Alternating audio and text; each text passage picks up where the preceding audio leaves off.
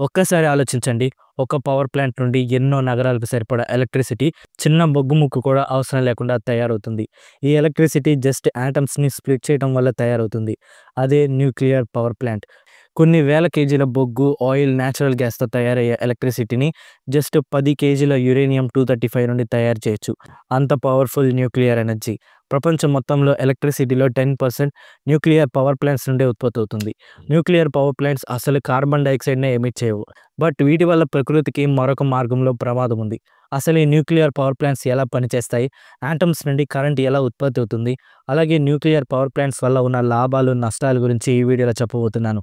Video చాలా ఇంట్రెస్టింగ్‌గా ఉంటుంది. సో, మిస్ అవ్వకుండా చివరి వరకు చూడండి.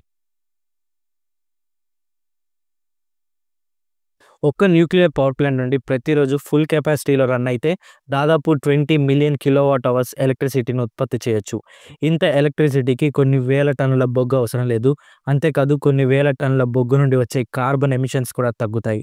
ఇంత టెక్నాలజీ అడ్వాన్స్ అవ్వడానికి వెనుక ఎన్నో ఏళ్ల రీసెర్చ్ ఉంది. నిజానికి న్యూక్లియర్ ఎనర్జీకి మొదటి అడుగులు పడింది 19వ శతాబ్దంలో. 1896లో సైంటిస్ట్ హెన్రీ బెకెరెల్ రేడియో యాక్టివిటీ మీద స్టడీ చేస్తున్నప్పుడు ఒక కొత్త విషయాన్ని తెలుసుకున్నాడు. అప్పటిదాకా బెకెరెల్ రేడియో యాక్టివిటీ ఫాస్ఫోరసెన్స్ ద్వారా జరుగుతుంది అనుకునేవాడు. ఫాస్ఫోరసెన్స్ అంటే ఆటమ్స్ లైట్ అబ్జర్వ్ చేసుకొని వేరే స్పెక్ట్రంలో ఆ లైట్ని అలాగే ఎనర్జీని ఎమిట్ చేస్తాయి. బట్ 1896లో బెకెరెల్ యురేనియం సాల్ట్స్తో ఫాస్ఫోరసెన్స్ టెస్ట్ చేశాడు. ఈ టెస్ట్లో బెకెరెల్ యురేనియం సాల్ట్స్ని టెర్రస్ మీద సన్లైట్లో ఉంచి వాటి కింద ఫిలిమ్స్ పెట్టాడు. ఇలా చేయటం వల్ల యురేనియం సన్లైట్ అబ్జర్వ్ చేసుకొని మళ్ళీ ఆ లైట్ని వేరే స్పెక్ట్రంలో ఫ్రేమ్స్ పైకి ఎమిట్ చేశాయి. దీనివల్ల ఈ ఫ్రేమ్స్ పై రేడియేషన్ మార్క్స్ ఏర్పడ్డాయి. బట్ ఈ ఎక్స్పెరిమెంట్ చేస్తున్నప్పుడు ఒకసారి వెదర్ బాగోకపోవడంతో బెకెరెల్ ఆ యురేనియం సాల్ట్స్ అలాగే ఫిలిమ్స్ని ఒక క్లోజ్డ్ షెల్ఫ్లో పెట్టాడు. కొన్ని రోజుల తర్వాత ఎక్స్పెరిమెంట్ కోసం ఆ షెల్ఫ్ ఓపెన్ చేస్తే ఆ ఫిలిమ్స్ పై రేడియేషన్ మార్క్స్ కనిపించాయి. యురేనియం సన్కి ఎక్స్పోజ్ అవ్వకుండానే ఎనర్జీ అలాగే రేడియేషన్ ఎమిట్ చేసింది. దీంతో ఇది ఫాస్ఫోరసెన్స్ కాదని అర్థమైంది. దీంతో ఏదో తెలియని ఎనర్జీ ఈ యురేనియం నుండి బయటకు వస్తుంది. దీంతో ఇదే చాలా మంది సైంటిస్టులకు అప్పట్లో అంతు చిక్కని ప్రశ్నగా మారింది. బట్ 1896లో మేరీ క్యూరీ అలాగే పైరీ క్యూరీ బెకెరెల్ స్టడీని బేస్ చేసుకొని ఈ ఫెనామినన్ని రేడియో యాక్టివిటీ అని కనిపెట్టారు. రేడియో యాక్టివిటీ ఒక ప్యాసివ్ ప్రాసెస్. అంటే ఒక ఆటంలోని అన్స్టేబుల్ న్యూక్లియస్ దానంతట అదే ఒకేసారి ఎనర్జీని అలాగే కొన్ని సబెటామిక్ పార్టికల్స్ని రిలీజ్ చేస్తుంది.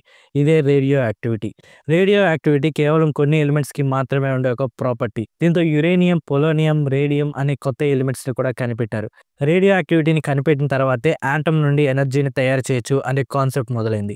1905లో ఆల్బర్ట్ ఐన్స్టైన్ పబ్లిష్ చేసిన E=mc² అటామిక్ ఎనర్జీ కాన్సెప్ట్కి మరింత బలం చేకూర్చింది. దీంతో ఆ టైంలో అటామిక్ ఎనర్జీ గురించి సైంటిస్టులో పెద్ద ఎత్తున చర్చ జరిగింది. బట్ చాలామంది సైంటిస్ట్ అటామిక్ ఎనర్జీని ఎప్పటికీ అబ్టైన్ చేయలేమని చెప్పేశారు. 1932లో ఆల్బర్ట్ ఐన్స్టైన్ న్యూక్లియర్ ఎనర్జీ గురించి అటామిక్ ఎనర్జీని అబ్టైన్ చేయాలంటే ఆటంని స్ప్లిట్ చేయాలి అని చెప్పాడు. సో ఆటంని ఎలా స్ప్లిట్ చేయాలి అనేదే మరొక ప్రశ్న. దీనికి వచ్చిన మొదటి సమాధానం ప్రోటాన్. ప్రోటాన్ అనేది ఆటంలో ఉండే పాజిటివ్ ఛార్జ్డ్ పార్టికల్. ఈ ప్రోటాన్ లార్జ్ ఎలక్ట్రిక్ ఫీల్డ్ ద్వారా వేగంగా న్యూక్లియస్లోకి స్మాష్ చేస్తే ఆటం స్ప్లిట్ అవుతుంది. 1932లో ఎన్ఎస్ వాల్టన్ అలాగే జాన్ కాన్క్రాఫ్ట్ అనే ఇతర సైంటిస్ట్ ఎగ్జాక్ట్గా ఇదే చేసి చూపించారు. ఇద్దరు శాస్త్రవేత్తలు లిథియం న్యూక్లియస్లోకి ప్రోటాన్స్ని యాక్సిలరేట్ చేసి స్మాష్ చేశారు. ఈ వర్క్కి ఇద్దరు సైంటిస్ట్కి ఆ తర్వాత నోబెల్ ప్రైజ్ కూడా వచ్చింది. బట్ ఈ ఎక్స్పెరిమెంట్లో కూడా పెద్ద ప్రాబ్లం ఉంది. ప్రోటాన్ అనేది ఒక positive charged particle. Atom nucleus కూడా పాజిటివ్ ఛార్జే. దీంతో ఈ రెండు రిపల్ అవుతాయి. సో ఒక ప్రోటాన్ని న్యూక్లియస్లోకి యాక్సిలరేట్ చేయాలంటే చాలా ఎనర్జీ కావాలి. వాల్టన్ అలాగే కాక్రాఫ్ట్ దీనికోసం 2,50,000 వోల్ట్స్ని యూజ్ చేశారు. అయినప్పటికీ కొన్ని కోట్ల ఆటమ్స్లో జస్ట్ 1-2 మాత్రమే స్ప్లిట్ అయ్యాయి. దీంతో చాలా మంది సైంటిస్టులు చెప్పినట్టు అటామిక్ ఎనర్జీని అబ్టైన్ చేయడం చాలా కష్టం అలాగే యూజ్లెస్ అని అందరికీ అర్థమైంది. బట్ అప్పుడే స్టోరీలోకి హీరో ఎంట్రీ ఇచ్చాడు. అతనే జేమ్స్ చాడ్విక్. జేమ్స్ చాడ్విక్ అనే బ్రిటిష్ ఫిజిసిస్ట్ ఆటంలోని మరొక సబెటామిక్ పార్టికల్ని కనిపెట్టాడు. అదే న్యూట్రాన్. ఇది కూడా ఆటంలోని ఒక పార్టికలే. బట్ న్యూట్రాన్కి ఎలక్ట్రిక్ ఛార్జ్ ఉండదు. దీంతో ప్రోటాన్ని యాక్సిలరేట్ చేయడం కంటే న్యూట్రాన్ని యాక్సిలరేట్ చేయడం ఈజీ. సరిగ్గా ఇదే సైంటిస్టుల దృష్టిని ఆకర్షించింది. 1932లో లియో జిలార్డ్ అనే సైంటిస్ట్ దీని గురించి ఆలోచించి ఒక స్టేట్మెంట్ ఇచ్చాడు. ఈయన ఇచ్చిన స్టేట్మెంట్ ఏంటంటే ఏ ఎలిమెంట్ అయితే ఒక న్యూట్రాన్ని అబ్జర్వ్ చేసుకొని న్యూక్లియర్ స్ప్లిట్ అయినప్పుడు మరో 2 న్యూట్రాన్స్ని ఎమిట్ చేస్తే ఆ ఎలిమెంట్ న్యూక్లియర్ చైన్ రియాక్షన్కి ఎలిజిబుల్. ఈ ఎలిమెంట్ని పెద్ద మొత్తంలో అసెంబుల్ చేస్తే భారీ ఎనర్జీ అబ్టైన్ చేయొచ్చు. బట్ ప్రాబ్లం ఏంటంటే అలాంటి ప్రాపర్టీ ఉన్న ఎలిమెంట్ ఏదో ఎవరికీ తెలియదు. 1938లో ఇద్దరు జర్మన్ ఫిజిసిస్ట్ ఓటో హాన్ అలాగే ఫ్రిట్జ్ స్ట్రాస్మాన్ న్యూట్రాన్ సాయంతో యురేనియం న్యూక్లియస్ని స్ప్లిట్ చేశారు. ఆ టైంలో లైస్ మైట్నర్ అలాగే ఓటో ఫ్రిచ్ అనే ఇద్దరు సైంటిస్టులు యురేనియం యాటమ్స్ స్ప్లిట్ అయినప్పుడు మరిన్ని న్యూట్రాన్స్ రిలీజ్ అవుతాయని మ్యాథమెటికల్గా ప్రూవ్ చేశారు. దీంతో ఈ రిలీజ్ అయిన ఎక్స్ట్రా న్యూట్రాన్స్ మరిన్ని యాటమ్స్ని స్ప్లిట్ చేసి న్యూక్లియర్ చైన్ రియాక్షన్ని స్టార్ట్ చేస్తాయి అని అనుమానించారు. ఎగ్జాక్ట్గా ఇదే నిజం. యురేనియం న్యూక్లియస్ స్ప్లిట్ అయినప్పుడు మరికొన్ని ఎక్స్ట్రా న్యూట్రాన్స్ రిలీజ్ అవుతాయి. దీనివల్ల యురేనియం న్యూక్లియర్ చైన్ రియాక్షన్ని సస్టైన్ అవుతుంది. ఇదే ప్రాసెస్లో న్యూక్లియస్ స్ప్లిట్ అయినప్పుడు ఎనర్జీ కూడా రిలీజ్ అవుతుంది. బట్ ఒక్క యాటమ్ నుండి రిలీజ్ అయ్యే ఎనర్జీ చాలా తక్కువ. బట్ యాటమ్స్ కూడా చాలా చిన్నగా ఉంటాయి. ఒక కేజీ ఎలిమెంట్లో కోట్ల యాటమ్స్ ఉంటాయి. సో ఈ ఎనర్జీ అంతా కలిస్తే పెద్ద ఎనర్జీ అవుతుంది. దీంతో అటామిక్ ఎనర్జీ అబ్టైన్ చేయడం పాసిబుల్ అని అందరికీ అర్థమైంది. బాంబ్ తయారు చేయాలంటే అన్‌కంట్రోలబుల్ రియాక్షన్ జరగాలి. అంటే ఎక్స్ట్రా న్యూట్రాన్స్ రిలీజ్ అయ్యి మరిన్ని న్యూక్లియస్‌ని స్ప్లిట్ చేయాలి. ఇలా ర్యాపిడ్ రియాక్షన్ జరిగితే పెద్ద పేలుడు జరిగి అధికంగా ఎనర్జీ రిలీజ్ అవుతుంది. బట్ న్యూక్లియర్ పవర్ కావాలంటే వేరే పద్ధతి వాడాలి. న్యూక్లియర్ ఎలక్ట్రిసిటీని జనరేట్ చేయాలంటే కంట్రోల్డ్ న్యూక్లియర్ చైన్ రియాక్షన్ జరగాలి. అంటే ఎమిట్ అయ్యే ఎక్స్ట్రా న్యూట్రాన్స్‌లో కొన్ని మాత్రమే వేరే న్యూక్లియస్‌ని స్ప్లిట్ చేయాలి. అలా జరిగితేనే పేలుడు జరగకుండా సరిపడా ఎనర్జీ రిలీజ్ అవుతుంది. అలా చేయాలంటే ఎక్స్ట్రా న్యూట్రాన్స్‌ని అబ్జర్వ్ చేసే వేరే మెటీరియల్స్ కావాలి. 1940లో ఎన్రికో ఫెర్మి అనే ఇటాలియన్ ఫిజిసిస్ట్‌కి US government nuclear chain reaction మీద రీసెర్చ్ చేసే పనిని అప్పగించింది. ఎన్రికో ఫెర్మి అప్పటికే న్యూట్రాన్స్ మీద చేసిన వర్క్‌కి నోబెల్ ప్రైజ్ కూడా తెచ్చుకున్నాడు. ఎన్రికో ఫెర్మి ఒక కంట్రోల్డ్ న్యూక్లియర్ చైన్ రియాక్షన్‌ని చేయటానికి ఒక స్ట్రక్చర్ తయారు చేయాలని అనుకున్నాడు. ఈ రియాక్షన్ చాలా కంట్రోల్డ్‌గా, స్లోగా జరగాలి. అప్పుడే పేలిపోయే ప్రమాదం తప్పుతుంది.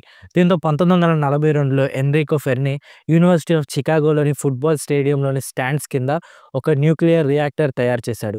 ఇదే ప్రపంచంలోని మొట్టమొదటి న్యూక్లియర్ రియాక్టర్. ఈ రియాక్టర్ పేరు చికాగో పైల్-1. ఈ రియాక్టర్‌లో సైంటిస్ట్ యురేనియం అలాగే గ్రాఫైట్ బ్లాక్స్ ఉంచారు. గ్రాఫైట్ న్యూట్రాన్స్‌కి, న్యూక్లియస్‌కి మధ్యలో మోడరేటర్‌గా ఉంటుంది. ఇది ఎక్స్ట్రా న్యూట్రాన్స్‌ని అబ్జార్బ్ చేసుకొని రియాక్షన్‌ని స్లో చేస్తుంది. వీటితో పాటు కాడ్మియంతో కోట్ చేసిన వుడెన్ కంట్రోల్ రాడ్స్‌ని కూడా ఇన్‌స్టాల్ చేశారు. రియాక్షన్‌ని స్పీడ్ చేయాలంటే రాడ్స్‌ని రిమూవ్ చేయాలి. స్లో చేయాలంటే రాడ్స్‌ని ఇన్‌స్టాల్ చేయాలి. 1942 డిసెంబర్ 2న ఈ రాడ్స్ రిమూవ్ చేసినప్పుడు న్యూక్లియర్ చైన్ రియాక్షన్ స్టార్ట్ అయింది. దీంతో ప్రపంచంలో మొట్టమొదటి న్యూక్లియర్ చైన్ రియాక్షన్ జరిగింది. అలాగే ఒక న్యూక్లియర్ రియాక్టర్ తయారైంది. 1955 కల్లా ప్రపంచమంతా ఈ టెక్నాలజీ తెలిసి న్యూక్లియర్ పవర్ ప్లాంట్స్ నిర్మాణం మొదలైపోయింది. 1956లో బ్రిటన్ మొట్టమొదటి న్యూక్లియర్ పవర్ ప్లాంట్ ఓపెన్ చేసింది. ఆ తర్వాతి సంవత్సరాలలో సోవియట్, యూఎస్, ఫ్రాన్స్ అలాగే జపాన్‌లో కూడా న్యూక్లియర్ పవర్ ప్లాంట్స్ స్టార్ట్ అయిపోయాయి. దీంతో ఒక పక్క అణు ఆయుధాల తయారీకి యురేనియంని వాడుతుంటే, మరోపక్క ఎలక్ట్రిసిటీ ఉత్పత్తి కోసం కూడా యురేనియంని వాడుతున్నారు. దీంతో అలా యురేనియం పవర్ ప్లాంట్స్ మొదలయ్యి ఇప్పటికీ కొనసాగుతూ ప్రపంచంలో 10% విద్యుత్ ఉత్పత్తి చేస్తున్నాయి. ఇక ఇప్పుడు అసలు ఈ పవర్ ప్లాంట్స్ ఎలా పనిచేస్తాయో చాలా సింపుల్‌గా ఎక్స్‌ప్లెయిన్ చేస్తాను. న్యూక్లియర్ పవర్ ప్లాంట్స్ కూడా థర్మల్ పవర్ ప్లాంట్స్ లానే పనిచేస్తాయి. బట్ థర్మల్ పవర్ ప్లాంట్స్‌లో కోల్ వాడతారు. న్యూక్లియర్ ప్లాంట్స్‌లో యురేనియం ఫిజన్‌ని వాడతారు. న్యూక్లియర్ పవర్ ప్లాంట్స్‌లో ముఖ్యమైనది న్యూక్లియర్ రియాక్టర్. ఈ రియాక్టర్‌లోనే న్యూక్లియర్ ఫిజన్ జరుగుతుంది. ఈ రియాక్టర్‌లో వాటర్ ఉంటాయి. ఈ వాటర్ మధ్యలో రియాక్టర్ ఫ్యూయల్ ప్లేస్ చేస్తారు. రియాక్టర్ ఫ్యూయల్ అంటే యురేనియం-235 బ్లాక్స్. యురేనియంని చిన్న చిన్న పెల్లెట్స్‌గా చేసి పెద్ద రాడ్స్‌లో ఉంచుతారు. ఇక్కడే ఫిజన్ జరుగుతుంది. ఈ రాడ్స్‌లోని యురేనియంని న్యూట్రాన్స్‌తో స్ప్లిట్ చేస్తారు.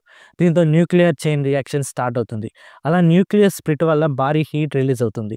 చైన్ రియాక్షన్ పెద్దదై పేలిపోకుండా సైంటిస్టులు కంట్రోల్ చేస్తారు. ఈ రియాక్టర్‌లోనే కంట్రోల్ రాడ్స్ కూడా ఉంటాయి. ఈ రాడ్స్‌ని బోరాన్ లేదా కాడ్మియంతో తయారు చేస్తారు. ఇవి ఎక్స్ట్రా న్యూట్రాన్స్‌ని అబ్జర్వ్ చేసుకొని చైన్ రియాక్షన్‌ని కంట్రోల్ చేస్తాయి. ఈ ఫిజన్ వల్ల జనరేట్ అయిన ఎక్స్‌ట్రీమ్ హీట్ వాటర్‌ని హై ప్రెషర్ స్టీమ్‌గా కన్వర్ట్ చేస్తుంది. ఈ హై ప్రెషర్ స్టీమ్ పైప్స్ ద్వారా టర్బైన్స్‌కి వెళ్తుంది. ఈ హై ప్రెషర్ స్టీమ్ వల్ల టర్బైన్స్ రొటేట్ అవుతాయి. ఈ జెయింట్ టర్బైన్స్ జనరేటర్స్‌తో కనెక్ట్ అయి ఉంటాయి. దీంతో టర్బైన్స్ రొటేట్ అవుతూ జనరేటర్‌ని కూడా రొటేట్ చేస్తాయి. దీంతో ఎలక్ట్రిసిటీ జనరేట్ అవుతుంది. ఈ జనరేట్ అయిన ఎలక్ట్రిసిటీ పవర్ గ్రిడ్స్‌కి వెళ్తుంది. అక్కడి నుండి డిస్ట్రిబ్యూషన్ జరుగుతుంది. చివరిగా ఈ హై ప్రెషర్ స్టీమ్‌ని వేపర్ నుండి మళ్ళీ వాటర్‌కి కన్వర్ట్ చేయడానికి కండెన్సర్ ఉంటుంది. కండెన్సర్ వేపర్‌ని మళ్ళీ వాటర్‌గా మారుస్తుంది. ఆ తర్వాత ఈ వాటర్ కూలింగ్ టవర్‌కి వెళ్తుంది. కూలింగ్ టవర్‌లో ఈ వాటర్‌లో కూలింగ్ వాటర్ మిక్స్ చేస్తారు. దీంతో వాటర్ అంతా నార్మల్ టెంపరేచర్‌కి వచ్చాక బయటికి రిలీజ్ చేస్తారు. కూలింగ్ టవర్‌లో కొంత వాటర్ స్మోక్ రూపంగా కూడా ఎగ్జిట్ అయిపోతుంది. ఈ రకంగా న్యూక్లియర్ పవర్ ప్లాంట్స్ నుండి ఎనర్జీ జనరేట్ అవుతుంది. బట్ ఈ న్యూక్లియర్ పవర్ ప్లాంట్స్‌కి అతిపెద్ద డిసడ్వాంటేజెస్ కూడా ఉన్నాయి. మొదటిగా రేడియో యాక్టివ్ వేస్ట్. రియాక్టర్‌లో వాడిన యురేనియం ఫ్యూయల్‌ని యూజ్ చేసిన తర్వాత బయట డిస్పోజ్ చేయాలి. ఈ వేస్ట్ హైలీ రేడియో యాక్టివ్. దీంతో ఈ వేస్ట్ వల్ల ఎన్వైర్న్‌మెంట్‌కి అలాగే లైఫ్‌కి చాలా పెద్ద ఎఫెక్ట్ ఉంటుంది. సో ఈ వేస్ట్‌ని చాలా జాగ్రత్తగా డిస్పోజ్ చేయాలి. కేవలం ఫ్యూయలే కాదు, పవర్ ప్లాంట్‌లో వాడిన గ్లౌస్ లాంటి పరికరాలు కూడా రేడియో యాక్టివ్ వేస్టే. దీంతో అన్ని పవర్ ప్లాంట్స్‌లో ఈ వేస్ట్ అంతటిని స్ట్రాంగ్ క్యాన్స్‌లో లోడ్ చేసి అండర్‌గ్రౌండ్‌లో పాతిపెడతారు. కొండల కింద లేదా భూమి నుండి 300 మీటర్ల లోతులో వీటిని పాతిపెడతారు. వీటి కోసం అండర్‌గ్రౌండ్‌లో వాల్స్‌ని కాంక్రీట్‌తో నిర్మిస్తారు. బట్ అలా డిపాజిట్ చేసినంత మాత్రాన సేఫ్ ఏమి కాదు. ఎవరైనా ఈ లొకేషన్స్‌ని ఓపెన్ చేస్తే రేడియేషన్ లీక్ జరుగుతుంది. భూకంపాలు లాంటివి సంభవించినప్పుడు కూడా ప్రమాదాలు జరగచ్చు. ఈ వేస్ట్ డిపాజిట్ చేసేటప్పుడు ఎన్వైర్న్మెంట్‌కి ఎక్స్‌పోజ్ అవుతాయి. సో ఇది అతిపెద్ద ప్రాబ్లమ్. ఇక మరొక disadvantage high capital. Nuclear power plants ఏర్పాటు చేయాలంటే చాలా ఖర్చవుతుంది. అంతేకాదు యురేనియం మైనింగ్‌కి అలాగే ఎన్రిచ్‌మెంట్‌కి కూడా చాలా ఖర్చవుతుంది. ఇక మరొక డిసడ్వాంటేజ్ డిజాస్టర్స్. ఏదైనా ప్రమాదాలు జరిగితే అణు ఆయుధాలు పేలినంత విధ్వంసం న్యూక్లియర్ పవర్ ప్లాంట్స్ వల్ల జరుగుతుంది. అదృష్టవశాత్తు చెర్నోబిల్ తర్వాత అంత పెద్ద న్యూక్లియర్ ట్రాజెడీ జరగలేదు. దీంతో న్యూక్లియర్ ఎనర్జీ వల్ల లాభాలున్నట్లే నష్టాలు కూడా ఉన్నాయి. దీని గురించి మీరేమనుకుంటున్నారో కామెంట్ చేయండి. So that's the story. మళ్ళీ కలుద్దాం మరొక ఇంట్రెస్టింగ్ వీడియోతో. వీడియో నచ్చితే ఖచ్చితంగా లైక్ చేసి మా ఛానల్‌ని సబ్స్క్రైబ్ చేసుకోండి. Thanks for watching.